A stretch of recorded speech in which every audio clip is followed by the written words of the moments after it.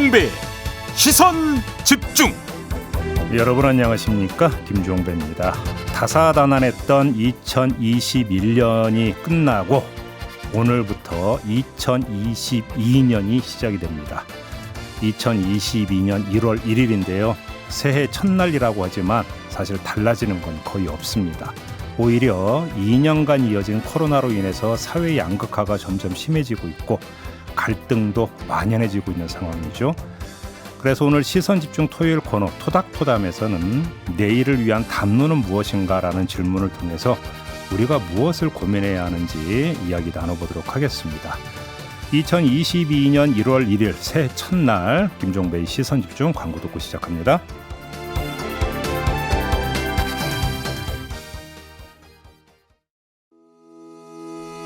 시선집중은 촌철님들의 다양한 목소리를 기다립니다. 짧은 건 50원, 긴 건 100원인 문자메시지 샵 8001번, 스마트 라디오 미니와 유튜브 라이브로도 시선집중과 함께하실 수 있습니다. 믿고 듣는 진품시사 김종배의 시선집중.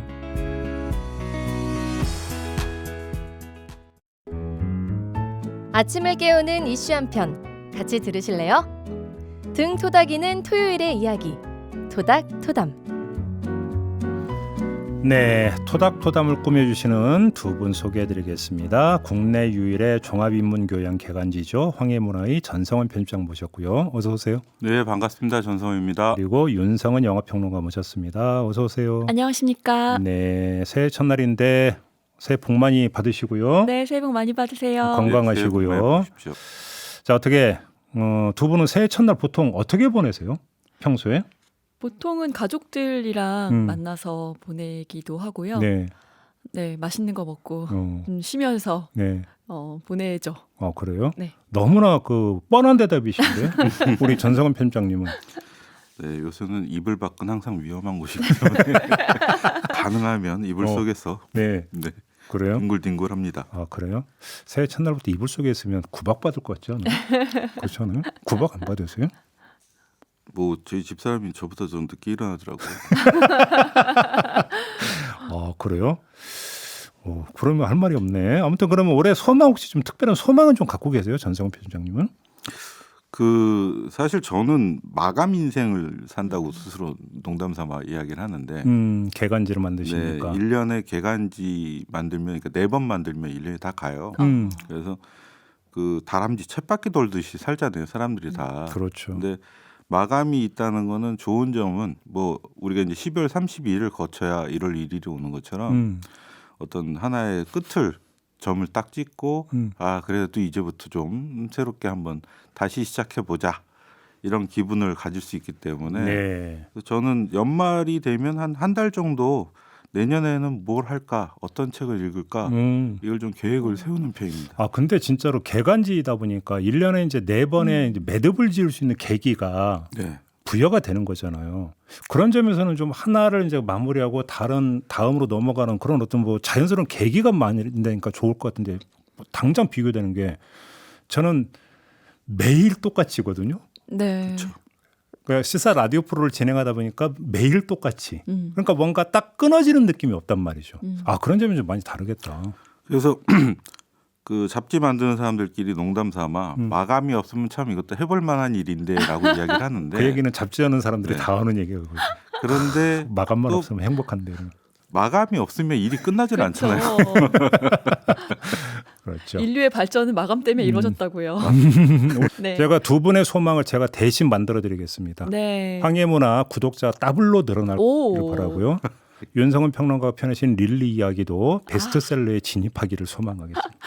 너무 감사드립니다. 네. 근데 그런 건 있는 것 같아요. 오히려 이제 오늘 우리가 이야기할 주제랑 연결이 되는 건데 이제는 사실 개인적으로 뭐 올해 책을 몇 권 읽어야지 뭐 이런 어떤 리스트들 그런 거보다도 조금 이제 환경이라든가 이제 어떤 좀 더 대외적인 그러니까 범인류적인 그런 것들에 대해서 좀 생각하게 되는 것 같아요. 이제 나이가 드니까. 이제 네. 세계 평화를 이제 걱정하는 단계에 왔다. 그 세계 평화 전에 이제 올해 같은 경우는 뭐 대선이 있으니까 대통령 잘 뽑아야겠다 뭐 이런 생각도 하고. 그렇죠. 네. 이 당장 세계 평화 얘기하는 건 미스 코리아 나가는 사람들이 얘기하는 건데. 아니면 독수리 우영자거나. 네. 네. 그렇죠. 알겠습니다. 제가 하여간 이제 그 확실하게 덕담을 두 분께 드렸기 때문에 실현될 거라고 생각을 합니다. 네. 감사합니다. 아무튼 구독자 더블 릴리 이야기 베스트셀러. 감사합니다. 네, 한번 한턱 쏘셔야 됩니다. 저한테 이거 다 제 덕입니다. 만약에 되면. 물론이죠. 네. 자, 2022년 새해를 맞아서 보내드린 첫 번째 방송인 만큼 좀 의미 있고 더 나은 사회를 만들기 위해서 어떤 걸 고민해야 되는가. 오늘 이 주제로 좀 한번 좀 이야기를 풀어가 보려고 그래요. 내일을 위한 담론은 무엇인가. 이런 질문을 오늘 토닥토담의 이제 주제로 정했는데요. 그래서 제가 미리 두 분께 숙제를 드렸습니다. 내일을 위한 담론은 무엇인가. 하나씩 꼽아오시라. 그래서 제가 숙제를 드렸는데 윤성은 평론가 뭘 꼽아오셨어요? 네, 저는 기후 변화. 진짜 세계 평화를 걱정하시는구나. 이야. 미스 코리아는 아니지만 네. 아니 이게 왜 이 이야기를 할 수밖에 없냐면은 너무 저와 밀접한 관계가 있는 부분이더라고요. 체감을 하세요? 너무 체감하죠. 예를 들어서 네. 어떤 점? 일단은 뭐 계절의 변화라든가 이런 것들이 제가 어렸을 적에와 너무 다른 거예요. 날씨 같은 것들도 네. 너무 그냥 우리가 뭐 이상기온이라고 하는 게 예전에는 진짜 이상기온이었는데 지금은 이상기온이 너무 자주 발생하다 보니까 더 이상 이상하지 않은. 네, 그냥 이런 날도 있구나 이렇게 되는데 그러니까 막연했던 것 같아요. 어릴 때는 제가 또 이제 뭐 자녀도 없고 하니까 사실은 다음 세대까지 고민할 어떤 마음의 여유 같은 것들이 좀 없었던 것 같고 그런데 지금은 우리가 뭐 원하든 원하지 않든 간에 뭐 100세 이상을 살아야 되잖아요. 예. 일반적인 사람들은. 그렇게 봤을 때는 그냥 저의 얘기더라고요. 이게 뭐 다음 세대까지 갈 필요도 없이 그냥 내 한 20년 뭐 요 안에 네. 정말 또 심각한 어떤 상황들이 들이닥칠 수 있겠다. 그러니까요. 네, 그런 생각이 들고 뭐 네. 그 매일매일 오늘 하루를 살아갈 때도 보면은 늘 그 뭐 CNN이나 이런 뉴스들 보면은 그 이상 기온이라든가 그 기후 변화에 대해서 막 뉴스가 나오는데 보면은 그것 때문에 뭐 유가가 뭐 상승한다던가 뭐 그냥 무슨 배추 값이 상승한다던가 뭐 이런 식으로 정말 저에게 체감될 수 있는 그런 위기들이 많이 닥치더라고요. 그러니까 이제 비유하자면 옛날에는 비 올 때만 무릎이 쑤셨는지 이제는 1년 365일 쑤신다. 절절하죠, 비유가. 그러니까 그런 걸 느끼는 게 제가 학교 다닐 때 이제 그 인문지리 이런 시간에 배웠던 뭐 식생이니 네. 뭐 지역 특산물이니 이런 거 있잖아요. 기후에 따른. 이제 다 소용없어지게 됐더라고요. 네. 이제 뭐 사과가 이제 대구나 뭐 청송에 이런 곳이 아니고 북상해가지고 위로 올라갔다고 하니까. 그러니까 뭐 귤도 보니까 그 제주도가 이제 제주도 특산물이 아니더만요. 귤 같은 경우도. 그렇죠. 보니까. 이제 남해안 쪽에서도 이제 난다고 하니까. 그러니까 진짜로 좀 너무 바뀌고 있는 것 같아갖고. 네. 근데 사실은 저희 황해문화에서 2022년 그러니까 봄호 네.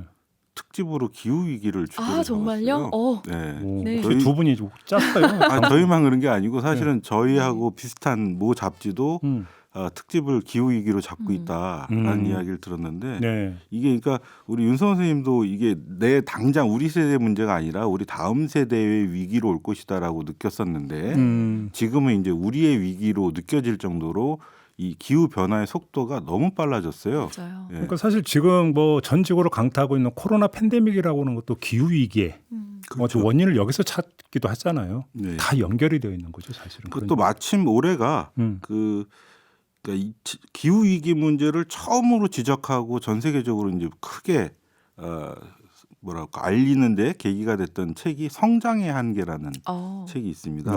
책을 진짜 많이 읽으신다.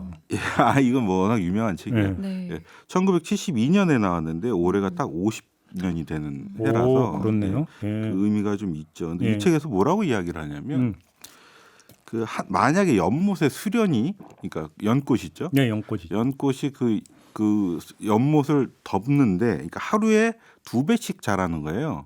예. 그러면 이게 이제 연못 수면을 다 덮는데 30일이 걸린다면 과연 연못의 절반까지 차는데 며칠이 걸릴 것이냐. 뭐 이런 걸 질문을 해요. 그러니까 이제 그게 어느 순간 천천히 가는 것 같지만 어느 순간 확 그렇죠. 두 배 배씩 순간에 확 가버린다 이렇게 예. 되죠. 그래서 바로 내일 이 전체 연못이 그러니까 이게 지구인데 이게 다 수련으로 뒤덮일지도 모른다. 이런 경고를 하고 있어요. 근데 참 그 기후 위기가 심각하다. 물론 트럼프 같은 사람은 거짓말이라고 하긴 했지만, 그죠? 그런 그 예외적인 그게 거짓말입니다. 사실. 그러니까 네. 그런 예외적인 분들 빼고 네. 거의 대부분의 지구인이 공감은 하고 있지만 사실은 해법을 이제 그 갖고 이야기를 하면 워낙 이해관계와 책임 소재가 달라가지고 그렇죠. 또 갈등 요인이 되는 게 기후위기 해법이잖아요. 네. 거기서 이제 가장 많이 나오는 게 국가 간 불평등이잖아요.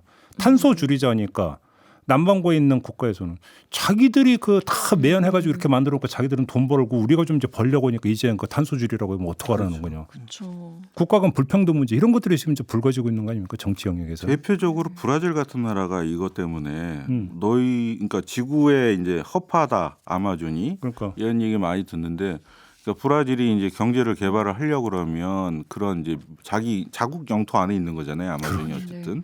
근데 어떻게 지구의 허파를 불질러 가지고 거기다 콩을 심어서 그러니까 네. 그럴 수 있느냐 이런 식으로 가버리니까. 그러니까 이게 서로 맞물리는 게 이 콩을 키우는 이유가 또 많은 육류를 생산하기 위해서고 그러다 보니까 이제 동물권을 이야기하시는 분들이 자연 생태 이야기하는 것과 이제 같이 다 연결이 되어 있는 거예요. 이 네. 지구의 문제라는 게. 그 얘기하니까 또 여기서 갑자기 새길로 빠지고 싶은 강렬한 네, 유혹이 네. 드는데 기후 위기의 주범 중에 하나가 소방구라는 사실을 알고 있습니다. 그러니까요. 그래서 소고기가 되게 많은 가스를 배출한다고. 네, 하더라고요. 그러니까 제가 어디 가서 이 얘기를 했더니 방송에서 왜 말같지도 않은 소리 그만하라고 진짜 그러니까 심각하더라고요. 그 미치는 영향이. 네. 그러니까 그런 것들이 굉장히 많아요. 예를 들면 우리는 이제 종이를 아끼자라고 하면서 뭐 디스플레이에 이렇게 이북을 한다든지 그러잖아요. 네. 근데 사실 그 과정에서도 탄소가 굉장히 많이 배출되거든요. 전자기기 쓰는데도 네, 이 IT에서 예를 들면 이제 뭐 구글이나 아니면 어떤 이런 IT 업체가 이제 그 하드 디스크를 저장하기 위해서 전기를 많이 쓰잖아요. 그렇죠. 그리고 그 서버를 운영하기 위해서 이제 전기 물도 많이 생산의 쓰고, 과정에서 그렇죠. 이런 것들이 전체적으로 보면 이제 탄소 배출을 증가시키는 그렇죠. 네, 하고 있다고 하죠. 그러니까 이제 탄소 배출량을 줄여야 된다. 뭐 다 좋은데, 그러니까 먹고 살만한, 그러니까 니네들이나 줄여라. 그럼 뭔 소리 하는 거냐? 뭐 이런 식으로 이제 가는 거고 지금 뭐 중국 같은 경우는 세계의 굴뚝 뭐 이렇게 이런 식으로 얘기를 하는데 네. 바로 우리가 이제 절감하고 있는 거잖아요. 미세먼지나 이런 거 물론 미세먼지 원인이 뭐 중국 때문만은 아니긴 합니다만 여러 가지 복합적인 원인이 있습니다만 네. 이런 데서 결국 국제적으로 이제 갈등 이런 게 나오고 있는 건데 뭐 여기에는 이론의 여지가 별로 없는 거죠. 네, 그래서 보니까 저는 이제 지금 말씀하셨던 부분들, 그러니까 이 어떤 대기 오염의 주범은 사실 북반구에 있는 나라들인데 이걸 어떻게 이제 그 비용 같은 것들을 분배해서 낼 것인가 뭐 이런 얘기들이 나오는데 또 하나의 흥미로운 그 결과는 뭐 1961년부터 2010년까지의 기간 중에 이제 165개국의 그 GDP와 연평균 기온 데이터를 토대로 이제 기후 모델을 대입해서 비교를 했더니 이 기간 중에 지구 온난화가 세계 최빈국들의 1인당 국내 총생산을 GDP를 17%에서 31% 떨어뜨렸대요. 그러니까 지구 온난화만 하더라도 그냥 최빈국들과 그리고 강대국들 이제 돈이 있는 나라들의 격차가 점점 더 벌어진다는 거예요. 네, 그거 굉장히 흥미로운 결과였습니다. 네. 네. 그러니까 참 그러니까 그러면 이제 해법을 어디서 찾을 것이냐의 문제에 있어서 물론 이제 가장 기본적으로 우리가 생활에서부터 실천을 해야 된다. 되게 소중하고 천리길도 한 걸음부터라는 말이 있으니까 대단히 중요한 문제이긴 하지만 사실은 아까 조금 전에 말씀드렸잖아요. 그 수련 가지고 이야기를 하면서 네. 순식간에 이제 진행이 되어버리는 상태에서 그런 접근법만 가지고는 해법이 될 수가 없다라는 것들은 사람들이 사실은 좀 다 알 텐데 그런데 그렇게 본다면 이제 국제 사회가 나서야 되는데 여기서 뭔가 좀 막혀 있는 부분들이 좀 있죠. 네. 기껏 의정서 채택해 놓으면 나중에 뭐 탈퇴를 해버리고 이런 식으로 되어버리니까 참 깎아보긴 한데요. 하여간 좀 하나하나 좀 얘기를 좀 한번 해보도록 하죠. 근데 우리 또 윤성환 평론가가 기후위기 네. 내일을 위한 담론으로 기후위기를 꼽아주셨는데 관련된 영화도 좀 하나 좀 소개를 좀 해주시죠. 네, 그냥 뭐 극영화로는 사실 재난 영화들 있었잖아요. 투마로우 같은 영화들 예, 유명한데 오늘 이제 말씀드리고 싶은 영화는 불편한 진실이라는 다큐멘터리입니다. 엘고어가 등장하는. 그렇습니다. 네. 이제 엘고어 하면 이제 부통령이었고요, 미국의. 그리고 이제 조지 부시와 이제 대권을 놓고 억울하게 네. 대통령 떨어진. 그런데 이제 재밌는 거는 그 이후에 이분은 완전히 정계를 이제 나와서 계속 원래도 환경 운동을 해왔었지만 더 이제 열심히 그렇게 하고 있는 분이어서 오히려 뭐 2006년 이후 2008년 요때 보니까 더 인기가 상승하고 대선 후보로 나와줬으면 하는 그런 인물이더라고요. 정치계에서. 이제 이 작품을 보면은 엘고어가 그 어떤 환경 그리고 기후 위기에 대한 어떤 강연을 다니는 모습인데요. 강연 내용이 거의 대부분이고 맞아요. 중간 중간에 이제 나레이션으로 사실 이제 엘고어가 워낙 이제 유명한 사람이고 입지전적인 인물이다 보니까 또 이제 본인에 대한 이야기들도 조금씩 들어가고. 대선에서 이렇게 뭐 낙선해서 자기가 받아들이고 나서 이제 이걸 더 의미 있는 일을 하기 위해서 이제 요거를 더 열심히 하게 됐다. 그래서 뭐 1000회 이상 다녔던 강연의 내용들이 나와 있는데, 그러니까 일반적으로 제가 환경 다큐를 많이 보면은 상당히 겁을 주는 공포심을 조장하는 방식으로 많이 가요. 이 정도로 해야지 사람들이 어떤 경각심을 갖고 충격요법. 네, 충격을 받기 때문에. 근데 그렇기 때문에 사람들이 또 안 보는 것도 있거든요. 아, 너무 막 끔찍한 거 보기 싫어. 이런 예. 사람들은 안 보는데 예. 엘고어는 너무나 지적으로 이제 어떤 데이터로 이걸 접근을 하고 있기 때문에 거기서 오는 어떤 이성적인 그 논리가 이제 부여되어 있고 사람들은 거기에서 이제 설득당하는 거죠. 그렇죠. 네. 편집을 잘해서 그랬는지 모르지만 전혀 지루하지가 않던데요. 네, 그렇죠. 그러니까 뭐 이게 우리가 그 강연 영상 같은 것들 요즘 많이 보시지만 이 작품은 또 워낙에 이제 이미지라든가 또 중간에 뭐 애니메이션도 들어가고 그런 거 많이 썼죠. 다양한 방식으로 또 강연을 진행을 하는 모습이 있고 또 이제 약간 이게 되게 진지한 이야기를 하면서도 또 이제 엘고어 미국 사람들 특유의 유머가 이제 중간중간 또 들어가고 하니까 더 굉장히 뭐 사실을 더 극대화해서 받아들일 수 있는 그런 기법이었던 것 같아요. 그러니까. 화법이었던 것 같아요. 네. 이걸 보면 이제 아주 그 이성적으로 그다음에 차분하게 하지만 절절하게 기후 위기가 얼마나 심각한가. 네. 이걸 그냥 쫙 보여주는 거잖아요. 이게 몇 년도 작품이죠? 2006년도에 2006년. 그러니까 트럼프는 이거 안 봤을까? 근데 왜 기후 위기 거짓말에 왜 그러는지 모르겠어요. 내가 안 본 것 같아. 몇 가지 그러니까 저 원래 뭐 삐딱선 타는 걸로 하는 사람이기도 삐딱선은 하지만 시선 집중의 모토예요. 약간 삐딱하게 이야기를 하면 그러니까 엘고가 이게 화면을 이렇게 잘 할 수 있는 건 한번 다닐 때마다 받는 돈이 또 어마어마하잖아요. 강연 나가서. 그러니까 그런 것도 있고. 강연료가 그러면 저도 여기저기 돌아다니면서 괜찮을 것 같은데. 네, 하여간. 그리고 이제 그 엘고가 2007년에 아마 이걸로 노벨 평화상 받았을 텐데 사실 이 불편한 진실에는 몇 가지 불편한 진실이 또 있죠. 그러니까 뭐 그 중에서 이제 대표적인 게 내용 중에서 이제 몇몇 부분들은 확인이 되지 않은 정확하지 않은 뭐 그런 내용들이 좀 포함돼서 그것도 이제 비판을 받았고 예, 무엇보다도 이게 이제 미국판 내로남불의 사례로 많이 비판을 받는 것 중에 하나가 우리 아까 이제 그 얘기 하셨잖아요. 의정서 탈퇴. 그러니까 그때 교토 의정서 거부할 당시에 대통령이 누구였냐면 클린턴이에요. 그 클린턴 대통령 때 부통령이 누구였냐면 엘고입니다. 그렇죠. 그렇죠. 정작 자기 자신이 그거 탈퇴할 때 물론 공화당의 압력에 밀려서 그랬다고는 하지만 거의 어느 정도 적극적으로 그걸 했는가에 대해서 비판이 하나 있었고 또 하나는 이제 이분이 그 원래 부자지만 이걸 하고 나서 더 부자가 되는지 모르겠는데 그 이 영화 나온 다음에 이제 집을 하나 샀어요.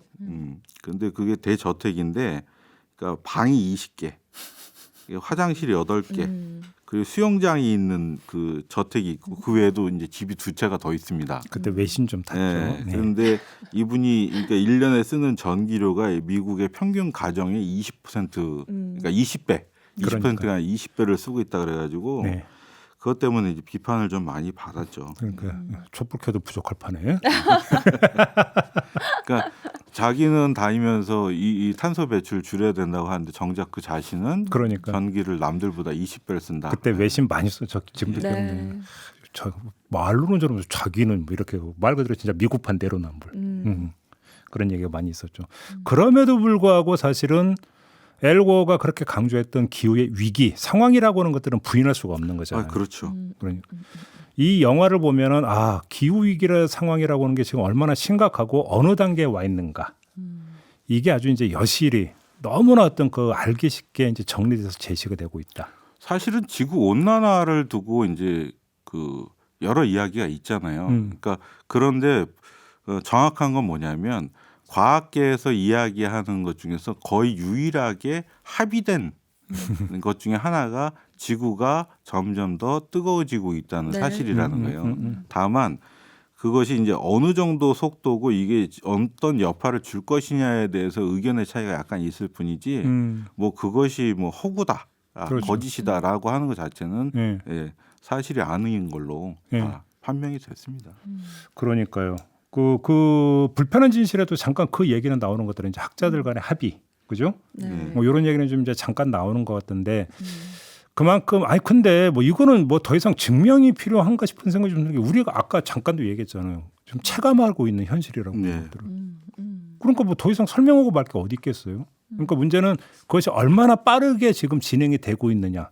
그래서 우리가 얼마나 지금 절박하게 매달려야 되는가라고 하는 방법론에 대해서는 여러 가지 다시 머리를 그러니까 맞대야 되는 부분이 있지만 기후 위기가 심각한 상황에 와 있다라고 하는 것들은 뭐 우리가 지금 체감을 하는 거니까. 네, 그렇죠. 그러니까 뭐 아까 엘고어가 그렇게 살지 못하고 있는데 이렇게 말씀하시면 진짜 할 말이 없는데, 그러니까 뭐 그런 거는 저는 그렇게 중요한 부분은 아니라고 봐요. 이 다큐멘터리를 본 사람들이 그런 식으로 비판하면서 이게 뭐 너도 그렇게 못 사는데 너는 왜 그렇게 하고 다녀라는 것들로 이 다큐멘터리가 폐화될 수 있는 건 아니라고 생각합니다. 모든 게 이제 그럼 다 도덕군자만이 네. 사회적 발언할 수 있다는 그렇죠. 이야기다. 근데 그렇게 얘기해요.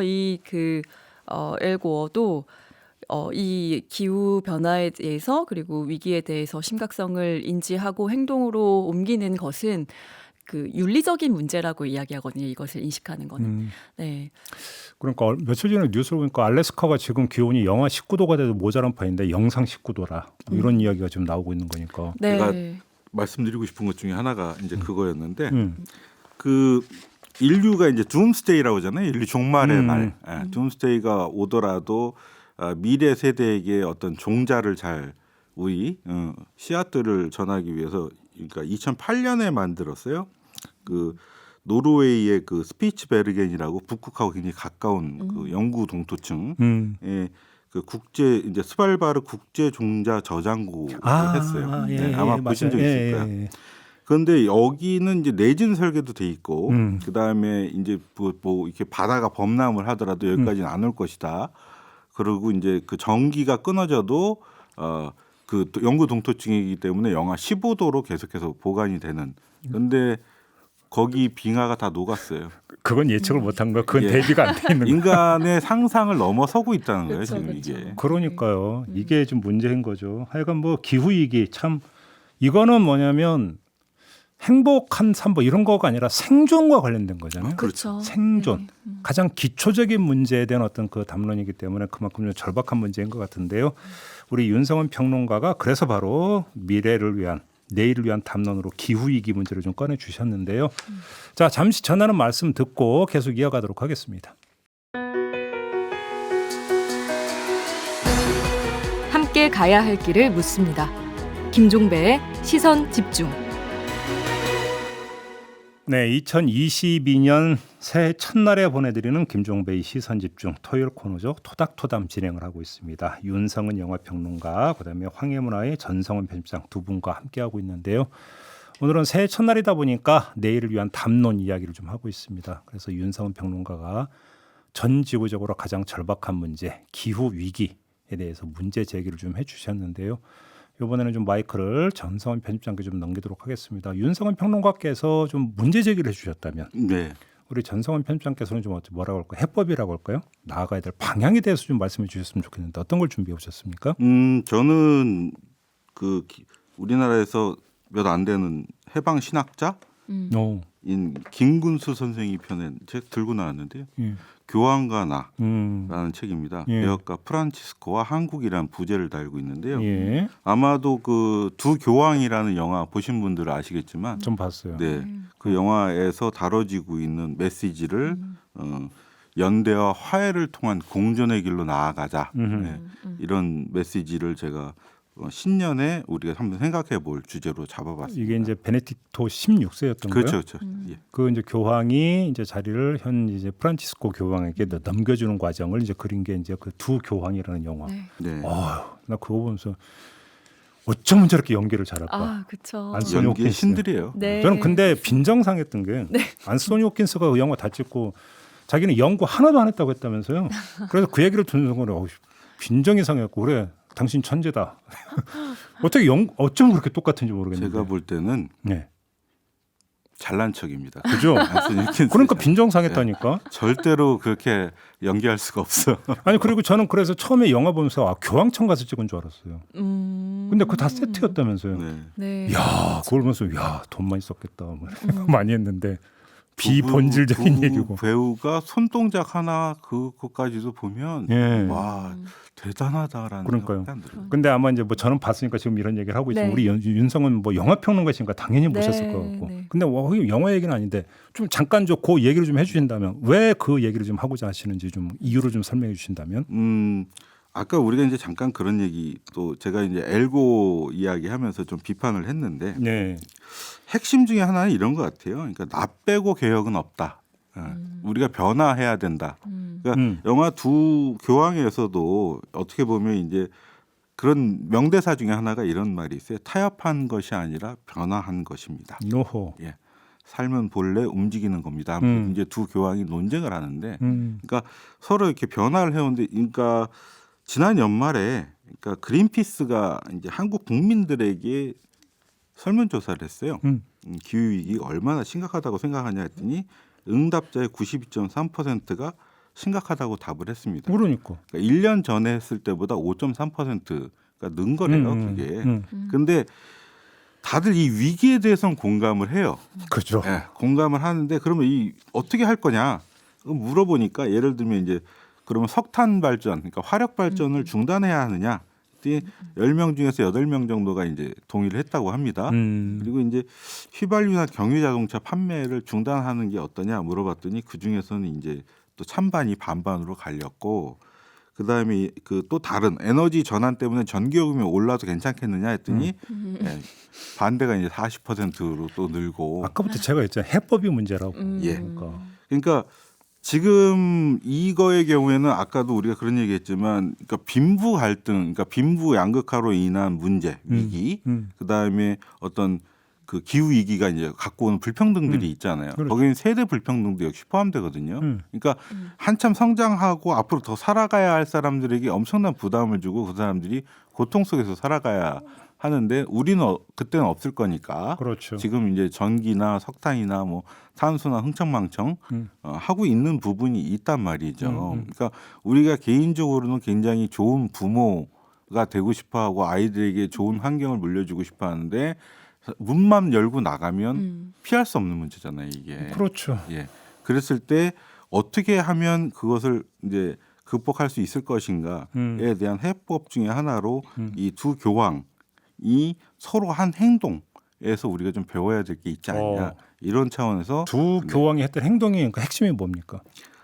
저는 서로 소통하고 자기의 입장을 조금씩 양보하고 그리고 자리를 그러니까 할 수 있는 사람에게 자리를 물려줬다. 쉽게 하면 이제 베네딕토 16세는 보수파였고 네. 네. 현 프란치스코 교황은 뭐 세상이 다른 것처럼 진보파고. 네. 근데 보수파의 교황이 자기의 자리를 진보파 신부에게 네. 넘겨줬다. 네. 그럴 수 있는 이제 그 콘클라베에서 어차피 선출을 하는 거니까 네. 이거는 이제 교황이란 자체가 이름이 이제 황자가 붙어서 우리가 조금 오해를 할 수도 있지만 세습제가 아니잖아요. 2000년간 유지되어 온 이 제도에서 선출로 해서 뽑는다는 점에서는 또 굉장히 민주적이거든요. 제도 자체는. 그렇죠. 물론 근데 그중에서 추기경들끼리만 해서 뽑는 거니까 과연 그게 엄청난 민주주의는 아니겠지만 이 교황이 굉장히 보수적인 교황으로 널리 알려져 있었고 그렇죠. 그 성소수자 문제라든지 여러 가지 이제 피임이라든지 문제 등에 대해서 정말 극보수적인 태도로 일관해 오셨던 분인데 네. 마지막에 가서는 정말 진보적인 선택이랄까요? 이걸 하면서 자기가 이제 물러나게 되죠. 그러니까 초반에 보면은 이제 베네딕토 16세가 약간은 좀 뭐 소위 뭐 빌런처럼 그렇게 나오잖아요. 네. 그런데 이제 나중에는 자기와는 참 많은 견해 차이가 있고 좀 지향하는 바가 다르지만 지금 이 시대에 필요한 리더십이 누구냐를 판단했을 때 네, 이 사람이다라고 이제 생각을 한 거죠. 그러니까 어떻게 보면은 아까 말씀하신 소통 부분도 있지만 거기에는 어떤 정확한 판단력이랄까요? 그러니까 자기의 그 견해보다도 지금 시대가 원하는 시대를 잘 읽어내는 네, 시대 정신. 네, 뭐 그런 것들이 뒷받침돼 있다고 보면. 근데 좀 이런 해석도 있어요. 이게 이제 어떤 소통과 화해 이런 차원의 문제냐 아니면 궁지에 몰려가지고 어쩔 수 없는 선택이었는가. 왜냐하면 그때 이제 베네딕토 16세의 어떤 최측근, 어떤 추문이 발생을 하고 그렇죠. 비리 문제 발생하면서 그때 베네딕토 16세가 거의 이제 그 정책 궁지에 몰릴 대로 몰린 상황에서 어쩔 수 없는 선택 아니었느냐. 이것들을 너무 미화하는 거 아니냐. 이런 지적 좀 있긴 있잖아요. 그 당연히 가능한 지적인데요. 예. 이렇게 말할 수도 있어요. 위기가 곧 기회다. 그렇죠. 그러니까 위기 상황에서 어떤 선택을 하느냐에 따라서 그 사람의 진가가 이제 발견되는 거고 제가 이제 그 좋아하는 말 중에 하나가 그 좋아하는 말이라기보다는 좋아하는 장면 중에 하나가 예전에 이제 그 한 TV 토론회에서 그러니까 지금은 고인이 되신 노회찬 의원이 나와서 이런 얘기 했어요. 우리나라랑 일본이랑 사이가 안 좋아도 외계인이 침공하면 힘을 합쳐야 되지 않겠습니까? 지구 연합 방위군. 네. 그런 얘기 했잖아요. 예. 그러니까 당시에 베네딕토 16세와 지금의 이제 프란치스코 교황이 보여주는 모습이 역시 이와 같았다라고 생각이 들고요.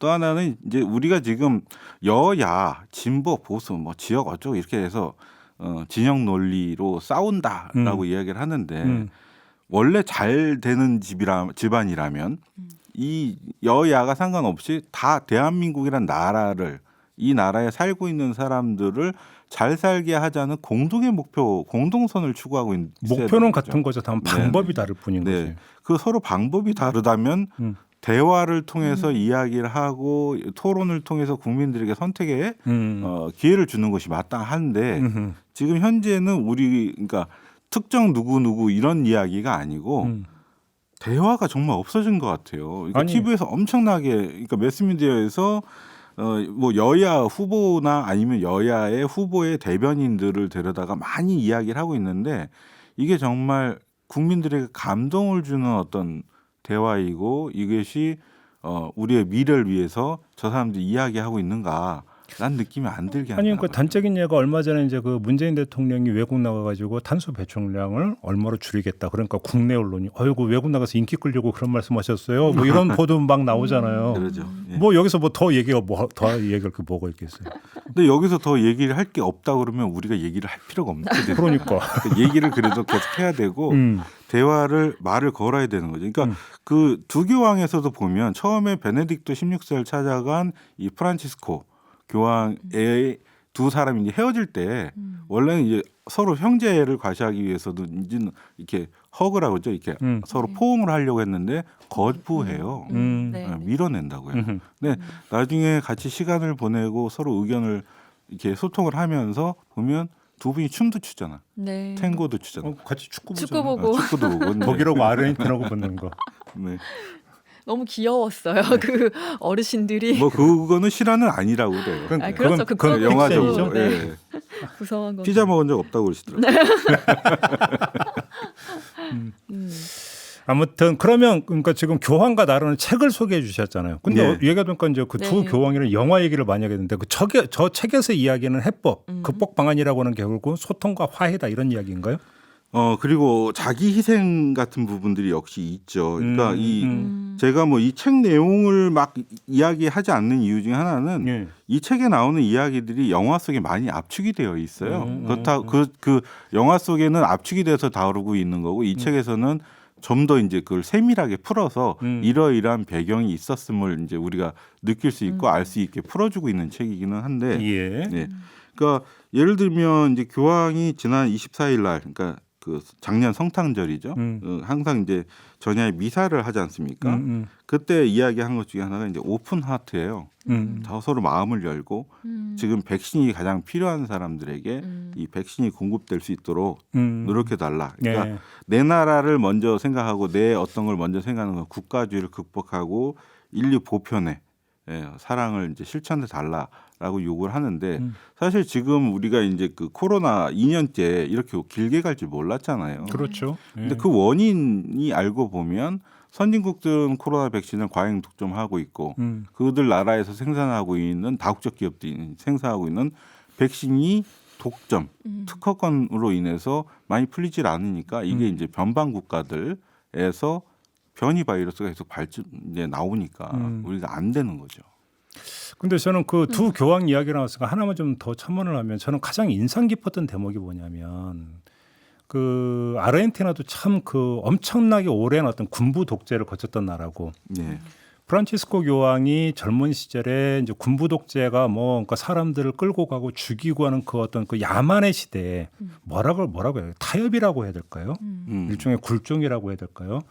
어떤 본인의 입장에서는 우리가 흔히 하는 일종의 흑역사를 갖고 이제 그 자가 오히려 이제 그것이 그 이후에 어떤 종교 활동을 하는 이제 걸음이 됐었지만 책을 잡기 시작하자면 그 누군가가 이걸 공격거리로 삼자면 얼마든지 공격거리가 될 수 있는 것이었음에도 불구하고 사실은 이제 베네딕토 16세가 그 영화에서는 예. 그냥 보듬 않는다고 표현해야 될까요? 희생자 그러니까 그 사제로 있던 시절에 이제 그걸 그 침묵했다라고 했던 그 희생자에 속하는 그 신부님이 이제 네. 같은 미사 중에 이제 서로 끌어안는 장면이 나오죠. 그러니까 예. 그걸 보면서 결국은 화해의 시작이라고 하는 게 저런 것일 수가 있겠다. 네. 뭐냐면 세상에 완벽한 사람이 누가 있겠어요. 그다음에 세상에 완벽한 집단이 어디 있고 완벽한 정책이라는 게 어디 있겠어요. 모든 것들은 보기 나름이고 음과 양이 교차하는 건데 무엇을 중시하고 어디서부터 그러면 단서를 잡아갈 것인가라고 하는 게 결국은 네. 소통의 시작점이고 화해의 시작점이고 연대의 시작점인데 그거를 보여주는 거 아니냐라는 생각을 좀 저는 많이 했었거든요. 네, 맞습니다. 저도 그 얘기를 하려고 했었는데 그 일단은 팩트부터 하나 말씀을 드리면 이 교황과 나라는 책에 이제 그런 부분들이 자세하게 다뤄지고 있어요. 있는데 일단은 베네딕토 16세에게 가장 많이 쏟아졌던 비판 중에 하나는 나치라는 이야기였어요. 그 유겐트 출신이죠. 네, 유겐트 출신인데 이 유겐트 출신인데 본인이 원해서 들어갔던 건 아닙니다. 강제로 어릴 때 이제 강제로 끌려 들어간 거고 그다음에 독일 군대에도 끌려갔었는데 이 역시도 이제 본인이 탈영을 해요. 그러니까 그랬나요? 예, 양심적 병역 거부를 한 셈이죠. 어허. 예, 그런 점에서 베네딕토 16세가 이제 자기도 나치란 이야기를 들었다. 네. 그런 이야기를 이제 영화 속에서 하는데 맞아요. 예, 정확한 팩트는 그런 활동을 하지는 않은 걸로 되어 있고, 그다음에 이제 프란치스코 교황도 이제 우리가 아르헨티나 독재 기간에 벌어진 일들은 이제 더러운 전쟁이라고 부르잖아요. 그렇죠. 그 기간 동안에 사실은 그 프란치스코 교황이 일개 이제 사제지만 예수회의 이제 그 총 책임자였어요.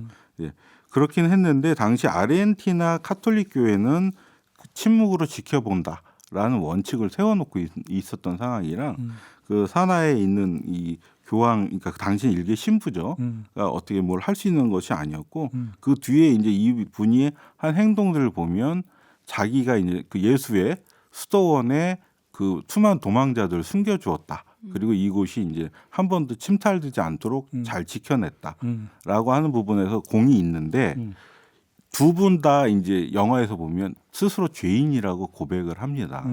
그 부분에서 일단 내가 죄인이라고 먼저 이야기를 하고 거기서 출발을 해요. 서로 화해 출발도 사실은 거기서 출발이 되죠. 그러니까 지금 우리도 보면 그 아까 이제 잘 말씀해 주셨는데 지금 후보들이 서로 다 문제가 있고 다 정당들도 과거사가 있잖아요. 예, 잘못한 것들이 있고 좀 그런 부분에서 출발했으면 좋겠어요. 겸허하게. 저는 영화 그 두 교황 그 이야기를 하면은 미션이라는 영화가 또 떠오르거든요. 그러니까 이게 그러니까 되게 본질적인 게 뭐냐에 대해서 계속해서 질문을 던진다라는 측면이 그런데 어떤 원주민을 지키기 위한 신부들의 이야기이면서 이게 그렇게 지키기 위해서 또 신앙을 지키기 위한 것이 비폭력으로 끝까지 갈 것이냐 미사를 드리면서 신에게 매달리면서 한편으로는 절대 그렇게는 못한다 맞서 싸워야 된다 어떤 폭력으로 그러니까 어떤 같은 종교계에서도 같은 그룹 내에서도 늘 이렇게 방법론적인 부분에 있어서 부딪히는 것들이 나오고 하기 때문에 네 그래서 뭐 그 소통이라는 부분이 그것을 줄이기 그 방법론의 어떤 차이 간극을 좀 줄이기 위한 그런 방식으로 나가야 되는데 결국에는 왜 소통을 하면 할수록 뭐 대화를 했다고 하는데 더 벌어지잖아요. 그리고 그렇죠. 더 극단적인 선택을 하게 만들고 네, 그 대화의 스킬이 또 굉장히 중요한 것 같습니다. 그러지. 내가 너하고 이야기하려고 했더니 내가 미쳤다. 그래서 이제 돌아서 이렇게 가는 경우가 많은데 아까도 이제 이야기를 하면서 어떤 북방구와 남방구의 어떤 시각차 접근법을 이야기를 했는데 서로 손가락질하는 거죠. 니네 지금 그 아마존 그거 다 살림튀어면서 도대체 어떻게 하라는 얘기가 손가락질. 니네가 지금까지 탄소 배출한 게 얼마인데 이래버리면 접점이 안 생긴다 이 얘기가 되는 거잖아요. 그렇죠. 네. 예. 그러니까요. 이런 식으로 접근하면 아무것도 해결 안 된다. 요 얘기가 되는 거니까. 서로 자기 입장만 주장해서도 안 되고 네. 이게 아까 이제 제가 그 왜 외계인이 침공하면 마음을 합쳐야 된다라고 하는 것처럼 그러니까요. 이게 전지구적 위기잖아요. 예. 그러니까 그 코로나 팬데믹도 그렇고 음. 지금 우리가 이제 기후 위기도 그렇고 이 지구라는 별은 하나밖에 없고 인간이 예. 살 수 있는 이 큰 우주에서 현재까지 확인된 유일한 별인데. 네. 예.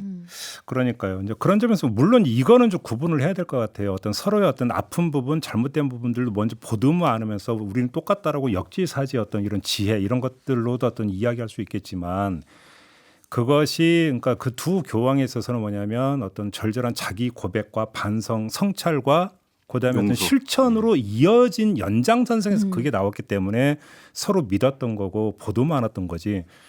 용서해 주면 한번 고백해 볼게. 이런 식으로 접근해 버리면 이거는 아닌 거라는 거죠. 그잖아요. 그렇죠. 현실 영역에서 네. 이게 되는 것인데 저는 그런 점에서도 그래서 미국 같은 경우 트럼프 같이 우리가 뭘 어떻게 했는데 뭐 기후 위기 거짓말 이렇게 고개 빳빳이 들어버리면 이제 대책이 안 나오는 거죠. 아 우리도 먹고 살려고 하다 보니까 이렇게 됐고 근데 어떡하냐 여기까지 왔는데 일단 우리가 솔선해서 먼저 이렇게 할게. 사실은 이런 어떤 여기서부터 이제 실마리를 찾아야 되는 건데 우리가 제일 앞서서 이제 내년 계획 그러니까 우리 올해 계획 뭐 이런 걸 이야기를 했잖아요. 네. 근데 최근에 읽은 어떤 책 중에서 최근에 민주주의의 가장 큰 문제점 중에 하나를 이제 CEO 민주주의로 지적을 하더라고요. CEO 민주주의. 예. 그러니까 어떤 기업체에서 그 보면 그 사람의 우리는 이제 여론조사를 통해서 그걸 알지만 기업체의 경우에는 주가가 오르냐 내리냐, 수익이 얼마가 나냐 이런 것들로 판단이 되죠. 목숨 거는 거죠. 네. 그게. 시장에서 그게 굉장히 빨리 반응이 오고 빨리빨리 평가가 된다는 거예요. 네. 그러다 보니까 이제 CEO 출신 사장이 네. 이제 그 선거에 나와서 대통령이 되기도 하고 또는 그런 것들을 반영해서 정치가 이제 변질이 된 거예요. 네. 뭐냐면 장기적인 어떤 비전이나 우리가 미래에 어떻게 살아갈 것인가 이런 것을 가지고서 정책 판단하고 국민들에게 호소하고 국민들을 올바른 길로 이끌어 가려고 하는 게 아니라 당장 표가 많이 나오고 당장에 내가 당선될 수 있고 내가 어떤 효과를 볼 수 있는 그러니까 가치지향적인 것이 아니라 당장에 내 효율을 놓고 투표의 어떤 득표 효율을 놓고 가는 형태의 민주주의로 가서는 안 된다는 비판을 하는 거죠. 지금 이제 계산을 한다는 얘기가 되는 거죠. 네, 그러니까 결국에는 우리가 미래를 살아갈 때는 올해 하루 살고 말 것도 아니고 우리가 이게 내일을 위한 담론이라는 건 결국엔 당장 내일 투모로우가 아니라 긴 미래를 이야기하는 거잖아요. 그걸 상징적으로 이야기하는 건데 지금 보면 그 내일을 눈앞의 내일만을 이야기한다는 거죠. 네. 오늘 잘 먹기 위해서 오늘 뭐 석탄을 태우고 오늘 나무를 이제 잘라고 뭐 하는 이런 식의 것들로 가서는 안 된다는 거죠. 정치가. 그러니까 아까도 잠깐 얼핏 이야기를 했지만 뭐 다른 나라 얘기 우리나라 지금 내부에서 벌어지는 일만 하더라도 탄소 배출량을 몇 년도까지 얼마로 줄이겠다는 이야기가 되어버리면 이거를 기후 위기에 대한 어떤 그 해법 모색에서 이제 각 국가가 어떤 그 떠맡아야 되는 책임 그 차원에서 이제 접근을 하는 거잖아요. 근데 그거를 기후 위기를 어떻게 해결할 것인가라는 관점에서 접근하는 게 아니라 이 정권은 왜 저거를 이 타이밍에 어떤 정치적 네네. 속셈으로 꺼냈을까? 이런 식으로 접근해 버리면 답이 안 나오는 거죠. 네. 음모론이죠. 답이 안 나와요. 진짜 그런 생각을 하면. 그러니까 이게 언론에서 지금 많이 비판을 받는 것 중에 하나가 그런 거잖아요. 백신과 관련해서 네. 정부 정책이 이렇게 가면 이렇다고 비판을 하고 또 이렇게 해서 수급이 되면 미리 준비 안 했다고 비판하고 뭐 등등등등 하는데 비판을 위한 비판으로 가버리면은 안 되겠죠. 그러니까 이게 어떤 나침판이 흔들리지 않고 계속해서 진북을 가리켜야 우리가 이제 그 나침판을 신뢰할 수가 있는 그 거잖아요. 점이죠. 근데 이 지금 현재 언론들이 하고 있는 행태들은 그와 같은 이제 나침반의 역할을 하는 것이 아니라 그때그때 계속해서 바로 필요에 그- 따라서 바로 그러니까 두 교황에서 보면은 그 두 교황이 한 정원에 앉아갖고 엄청나게 막 그 토론하고 경론을 벌이는 장면이 나오잖아요. 여기서 보면은 그럼에도 불구하고 서로 화해를 할 수 있었던 것은 뭐냐면 바라보는 지점이 똑같았기 때문이잖아요. 똑같은 종교적 믿음을 갖고 있었다라고 하는 이게 이제 가장 중요한 문제인데 바라보는 게 다른 거죠. 지금 우리가 같은 곳을 보고 있는가 의심이 돼서 사실 바로 서로 그거거든요. 싸우고 있는 거고. 그러니까 그 소통을 하고 화해를 한다라는 선결 조건은 뭐냐면 바라보는 지점, 시선 집중하는 곳이 같은 곳이냐. 야, 시선 집중이 여기서 이렇게 쓰이는 네. 거군요. 이렇게라도 한번 또 다시 한번 네. 이 각인을 시키면서 저희 프로그램을 이게 중요한 거잖아요. 그러니까 시선을 맞추는 것, 같은 곳을 바라보는 것. 이게 제일 중요한 문제인 것 같아요. 출발점은 여기에 있는 것 같습니다. 그 점에서 다른 건 몰라도 기후 위기만큼은 정말로 모두 같은 눈으로 같이 바라봐야 되는 문제 아니냐. 이걸 윤성은 평론가께서 이제 제기를 해주셨던 것 같고. 네, 제가 마지막으로 말씀드리고 싶은 게 있는데요. 음. 그러니까 제가 이제 민간단체인데 기후변화센터라는 곳에서 이메일을 이제 계속 받고 있어요. 근데 거기서 강조하는 게, 그러니까 바뀔 수 있다, 해결할 수 있다거든요. 그러니까 그렇게 희망을 주는 거 굉장히 중요한 부분인 것 같습니다. 네. 그레타 툰베리 많이들 아시잖아요. 스웨덴의 환경운동가고 2003년생이니까 참 배울 점이 많은 네. 그런 분인데, 그분이 이런 말을 했습니다. 생존에 있어서 회색지대는 없다. 문명 사회를 지속해 나가든지 혹은 중단하든지 우리는 바뀌어야 한다. 물론 그렇죠. 우리에겐 희망이 필요하다. 당연하다. 하지만 희망보다 우리에게 필요한 건 행동이다. 행동하기 시작하면 희망은 어디에나 있다. 알겠습니다. 우리 전성환 편집장님도 혹시 좀 마무리 발언을 해주신다면. 그 두 교황이 이제 계속 토닥토닥하죠. 네. 하면서 뭐 예를 들면 이런 이야기를 합니다. 우리는 뭐 교회 입장에 동의하지 않는 사람들을 단죄하는 데 너무 많은 시간을 허비했고 미사를 라틴어로 할지 복사를 여자아이들에게 허용을 할 것인지 말 것인지 이런 걸 하면서 했다 이거예요. 그러면서 결론은 뭐냐? 무엇이 중헌디. 그렇죠. 네. 네. 정말 중요한 건 우리가 이 사람들, 그러니까 교회 안에 진짜 위기가 있고 이걸 극복해서 우리 함께 살아나갈 수 있는 어떤 사회를 만들어야 된다 이런 이야기를 하셨는데 그 이제 올해 어쨌든 대통령이 선출되겠죠? 되겠죠. 네, 네. 별일 없으면 선출될 텐데 네, 누군가 한 명은 되겠죠. 네. 2013년 3월 16일에 이제 그 새로운 교황이 선출됐을 때 이 교황 곁에 있었던 이 브라질 상파울루 대교구 우메스 추기경이 이 교황의 처음 축하 인사를 전하면서 이에 귀에다 이런 이야기를 했어요. 가난한 사람들 입지 마십시오. 오. 그러니까 올해 누가 대통령이 될지 모르지만 좀 잊지 말아 주셨으면 좋겠습니다. 알겠습니다. 자, 이렇게 마무리를 하죠. 신년 새해벽도 바로 첫날 보내드린 토닥토닥 이렇게 좀 마무리를 해야 될 것 같습니다. 우리 윤성은 영화평론가, 전성원 황혜문의 편집장님 다시 한번 새해 강령하시기 바라고요. 네, 새해 복 많이 새해 복 많이 받으십시오. 받으세요. 네, 오늘 수고하셨습니다. 감사합니다. 네, 마무리해야 되는 시간인데요. 저희 시선집중의 주인은 바로 이 방송을 듣고 계시는 우리 애청자 여러분, 촌철님들입니다. 새해 건강하시고 평안하시기 바랍니다. 이 인사 전해드리면서 저도 물러가겠습니다. 고맙습니다.